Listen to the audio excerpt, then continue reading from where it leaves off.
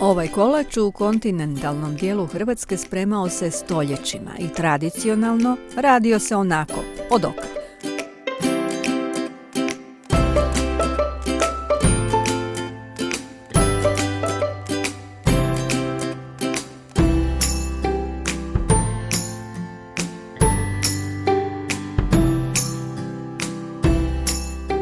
Uz jaja, mlijeko, svježi sir, kiselo mlijeko i vrhnje koristila se kukuruzna krupica ili kukuruzno brašno ili pšenična krupica i brašno, malo šećera i dodalo se ono što se imalo pri ruci. Evo naše slatke varijante. Jaja i šećer pjenasto umutiti, dodati ostale sastojke, a vrhnje čuvati za kasnije.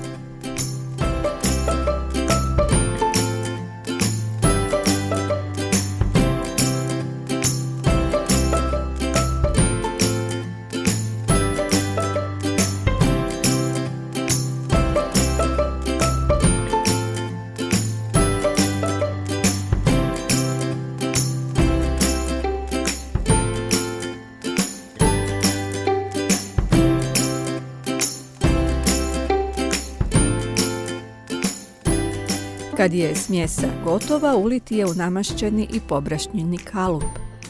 Po želji možete uz levanku dodati voće, ja sam stavila borovnice u jednu polovicu, a u drugu sam dodala mljevene orahe. Zlevanku staviti peći u zagrijanu pećnicu na 180 stupnjeva oko 50 minuta, dok se ne dobije zlačahna boja. Dodati tada kiselo vrhnje i pecite još 10 minuta. Kolač sada ostavite da se malo ohladi i premažite ga pekmezom.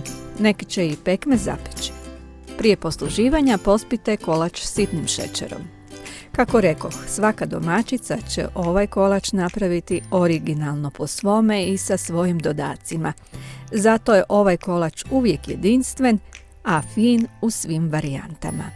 U slast.